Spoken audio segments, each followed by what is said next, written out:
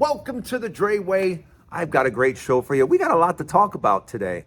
So don't forget to hit the subscribe button. Welcome to the Dray Way. Let's get started. We got a big show for you today. Let's go.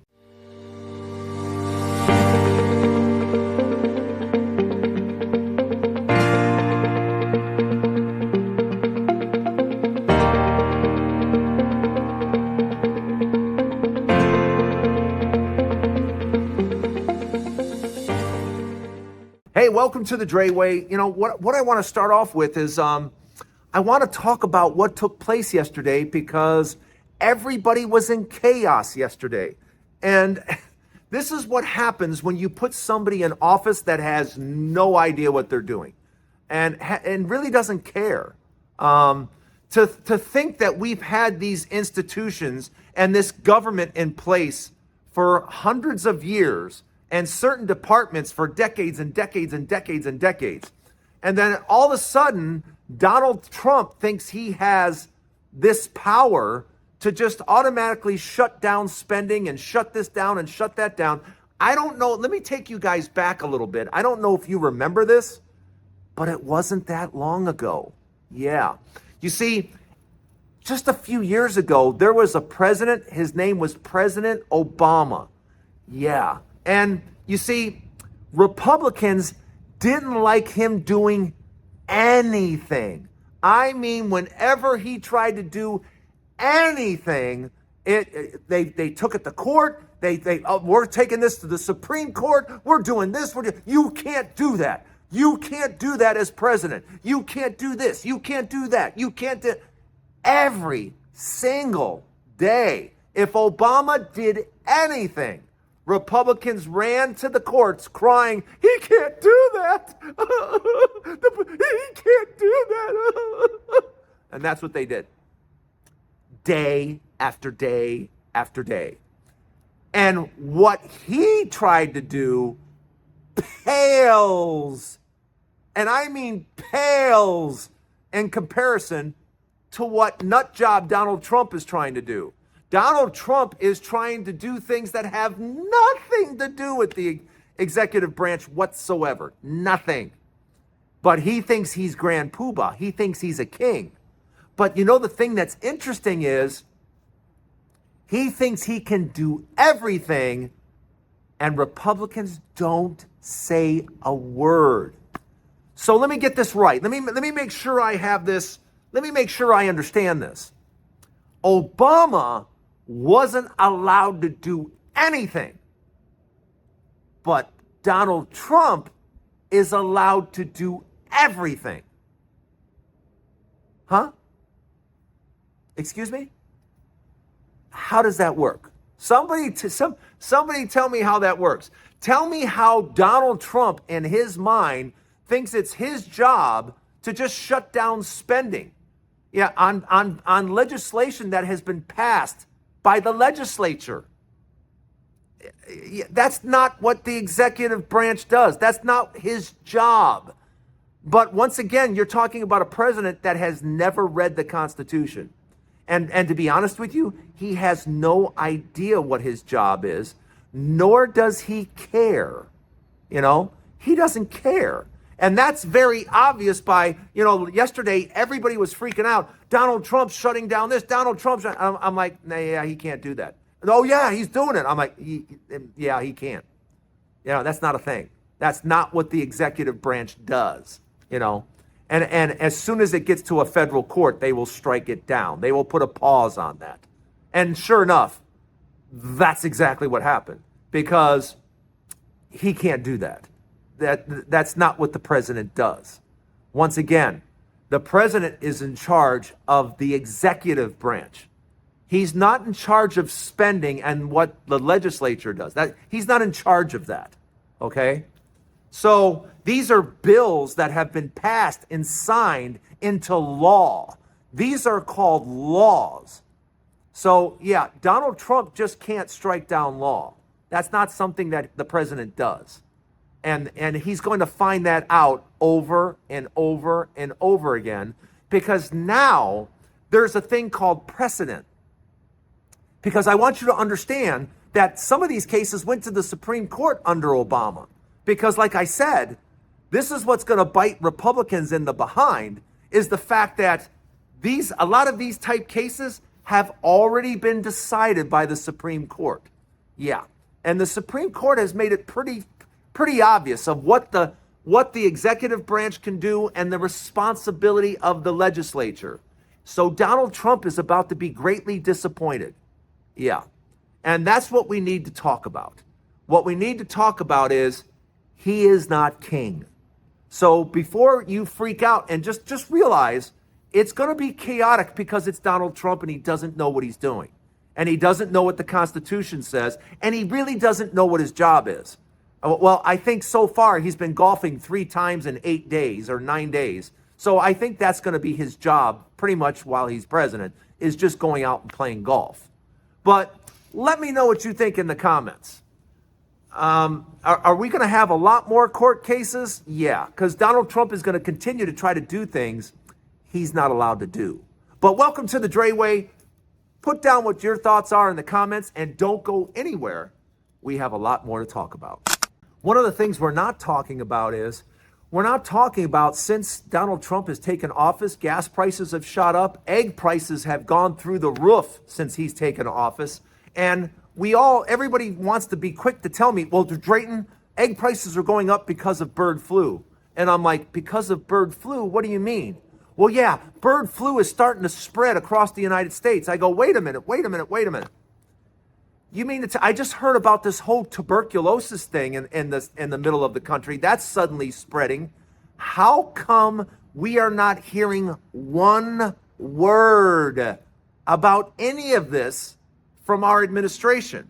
Suddenly, this week, bird flu and tuberculosis is starting to spread throughout the country, and we have not heard one word from this administration. How is that supposed to keep people safe if we don't know what's going on? Somebody please explain to me how our government, he had a full press conference yesterday. How come she didn't bring up bird flu, the price of eggs shooting up, or all of a sudden we have an outbreak of tuberculosis? That doesn't bother anybody? And now we have an administration, we have a president that said, I don't want anybody sharing medical information. I don't want anybody talking about it. So literally, again, we have a president that is putting people's lives at risk. The same president, the same one that was in charge in the last pandemic, which resulted in the death of 1 million Americans because he had no idea what he was doing.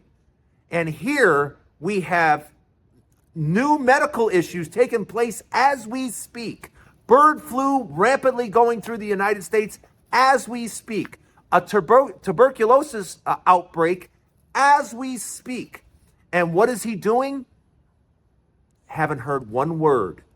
Have not heard one word from this man. So my question to you is, how many Americans have to die this time before Donald Trump does anything? Because last time, if we can play the tape, last time he was like, oh, few people got it, it'll just go away on its own. It didn't work out that way, did it? About 1 million Americans paid with their lives. So I'm just curious. I want to know from you in the comments, how many Americans are going to die this time? Because we have a president that doesn't even want medical information put out there or shared. How are we supposed to find out what's even going on with the tuberculosis outbreak or with the bird flu if we're not even allowed to get the information? How dangerous is this, everybody? Hello? I don't care if you're a Republican. Are you kidding me? You think this is a good idea? You think this is a good idea to have medical information kept secret from the public? Oh my gosh. If alarm bells aren't going off, they should be. They should be, because the last time this man was president, 1 million people died because he had no idea what he was doing. So my question to you is, now what? Here we have serious medical outbreaks happening again, and we couldn't have a worse person in charge. Because guess what? He doesn't care. And if he did, we would be having information on bird flu and tuberculosis right now today. But am I being hyperbolic? Am I being a little, let me know in the comments. But when it comes to the public health, that's one of the main objectives of our government, is to keep us safe, to keep the public safe and healthy. And how does this keep us healthy if we don't know the information? Let me know in the comments, because I think this is dangerous. And we couldn't have a worse president in the White House right now with an outbreak like this taking place. Let me know what you think. Don't go anywhere. I got a final thought. I want to talk about all these real estate shows I see and all of these people in real estate. You know, a couple of years ago, real estate agents were still walking around saying, oh, it's a great time to buy. It's a great time to buy. And I was like, no, it's not a great time to buy. Housing prices are at the top of the bubble, and the bubble is only going to have air let out and eventually break.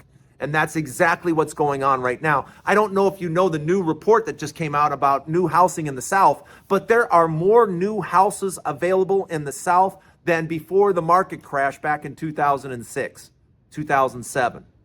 Yeah, there's more available than back then. And you want to know why demand is so low and why there are so many houses available? Because they're unaffordable. Straight up.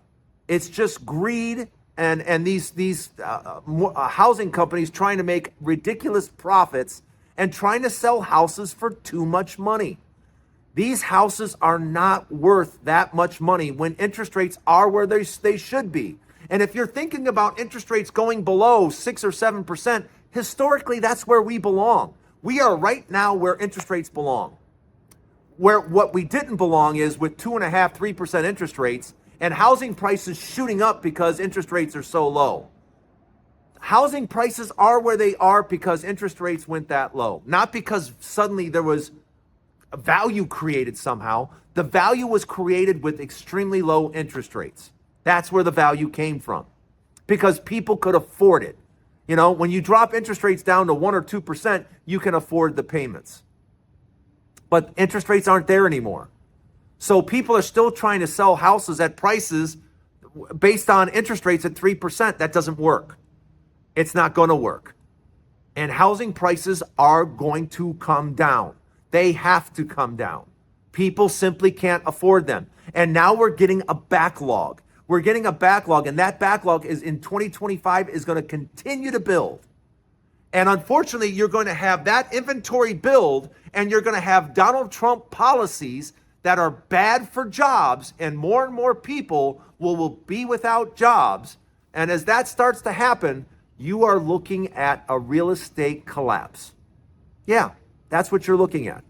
And you're looking at it because Donald Trump and his policies and what he's doing is heading us right for a recession. We are walking right into it. Now, will it take 6 months, 9 months? I'm leaning more towards 6 months than 9 months. Because when you have a group of people together that have no idea what they're doing, yeah, that's usually a cause for disaster. And I think that's exactly what's going to happen with Donald Trump. He's leading us to disaster. And the recession is going to be brutal. And it's also going to bring down housing prices, which need to come down. And it's going to affect millions of people that bought in the last few years because your housing prices are going down, particularly if you're in the South.